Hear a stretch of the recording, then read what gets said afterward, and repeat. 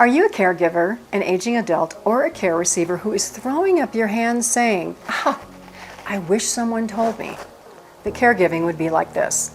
I wish someone told me that getting old would be like this. It's not what it's cracked up to be. In this video, I'll share 10 unexpected, crazy things about caregiving that you may or may not know. You may be new to caregiving, and all of this caregiving stuff that happens may be quite a shock. You may be an aging adult who is seeing your health decline, realizing that you will need care and you're not sure who will be that caregiver. I'm Pamela Wilson. I help caregivers and aging adults solve caregiving problems. For the past 20 years, I have responded to caregiving emergencies, shown up in emergency rooms, nursing homes, memory care communities, managed 24-hour care for my clients. I am a caregiving expert.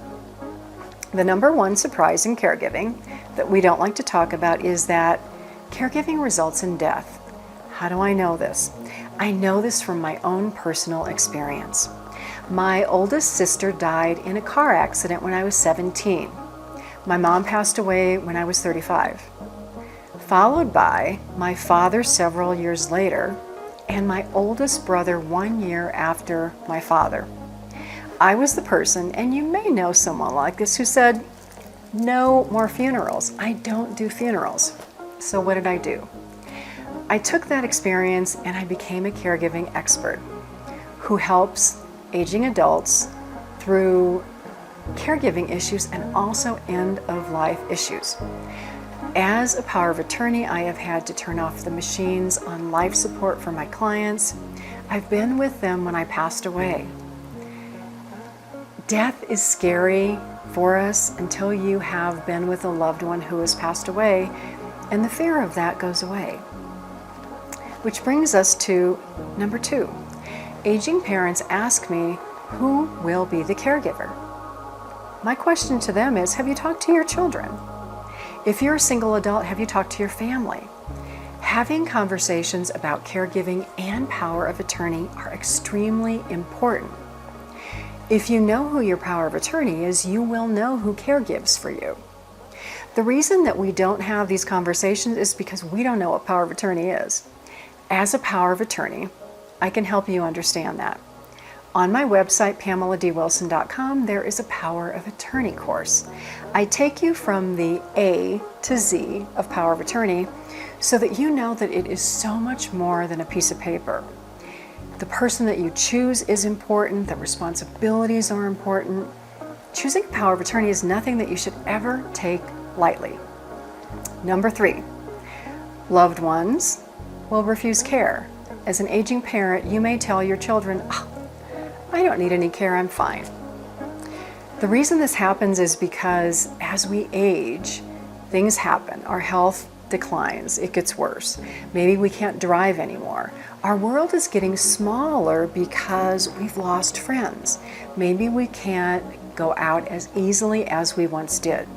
We feel like we're losing control, and our families want to swoop in and just take over.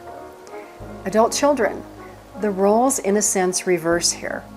Your parents took care of you as a child.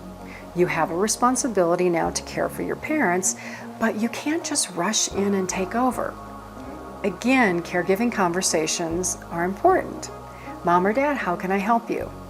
Mom or Dad, I see that you might need help with this. Would you like some help? How can I help you? And caregiving should be 50-50 with equal participation.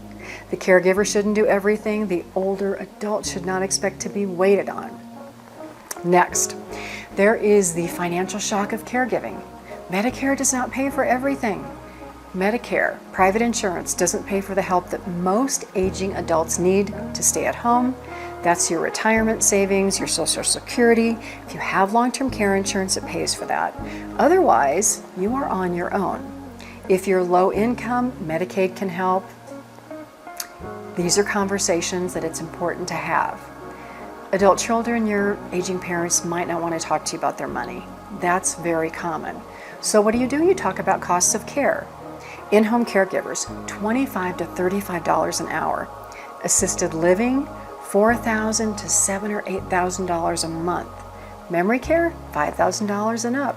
Nursing homes, $300 to $350 a day. That's $10,000 a month. It's crazy. Time to talk about this now rather than later when you're shocked that there is no money to pay for care. Which brings up the next one. No one wants to go live in a nursing home. My mother would shake her finger at us and say, "Don't you ever put me in a nursing home. I will come back from my grave and haunt you." Fortunately, we never had to do that. For older adults to stay at home, you have to remain active, physically active. Falls are the number one reasons older adults leave home. I call it falls, fractures, and death. You break a hip fracture, the chance that you will die in the first year, 12% if you live at home, 20% if you live in assisted living, 30% if you have dementia or live in a nursing home. Must remain physically active, must be able to continue to bathe, dress, walk around, take your medications, do all of those things. I tell my aging clients that staying at home is like having a part-time job after you retire. It takes work. It just doesn't happen. Number 6, we have memory loss, Alzheimer's, dementia, behaviors that go around with that. Why don't we talk about this? It's because as family members don't recognize the signs of memory loss. Aging adults who go to the doctor, they forget to talk to the doctor.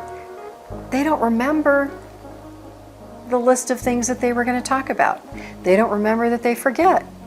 50% of older adults over age 85 have memory loss and are undiagnosed. What are the signs? Forgetting to take medications, poor hygiene, sticky notes all over the house.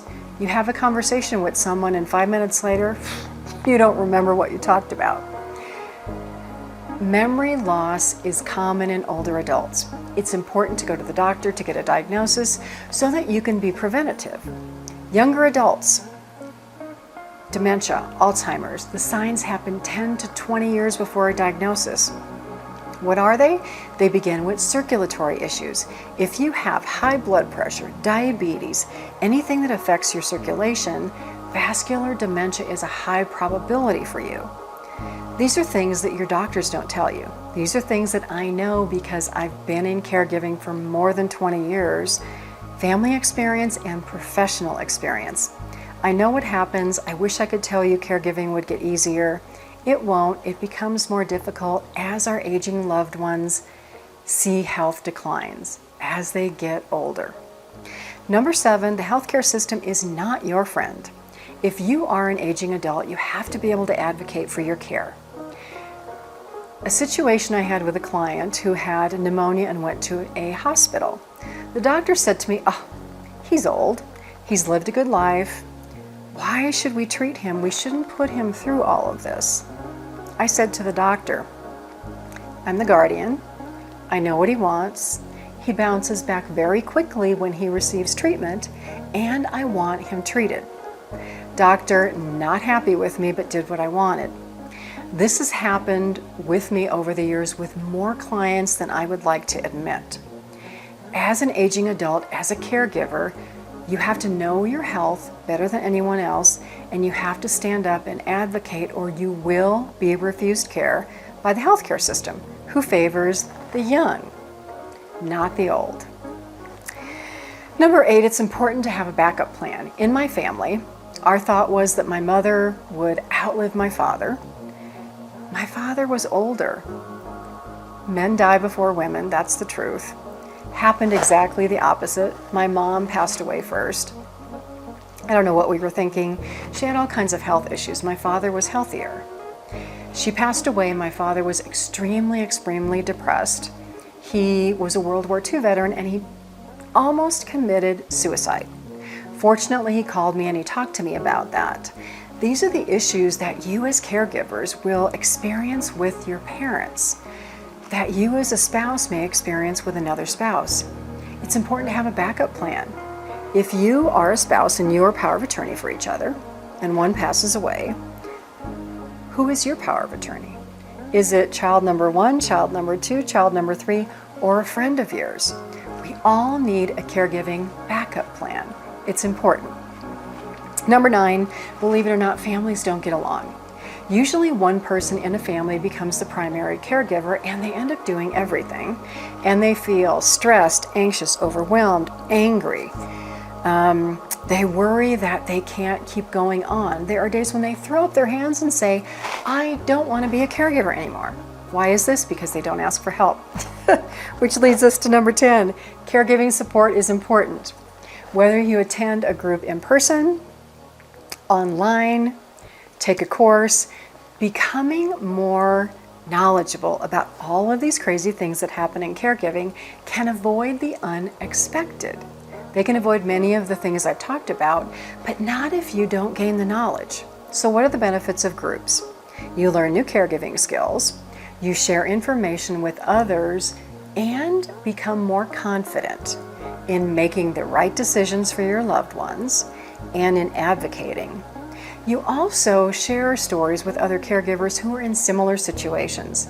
Many people outside of caregiving will judge and say, oh, it can't be that bad. Of course you should take care of your parent. They have no idea what you're going through on a daily basis. Caregiving support groups and courses help you gain hope. The helplessness, the worry goes out the door. You feel better, you feel more confident, and you won't say hardly anymore, I wish someone told me that caregiving would be like this. I wish someone told me aging would be like this. Caregiving support is important. I'm Pamela Wilson. I help caregivers and aging adults solve caregiving problems. My website is PamelaDWilson.com. On there you will find free caregiving library, newsletter, online support groups, courses like my Power of Attorney course, and others. I'm here to help. I'm a caregiving expert with 20 years experience.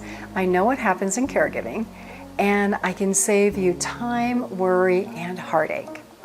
I hope to see you on my website, in a course, or in another one of my videos.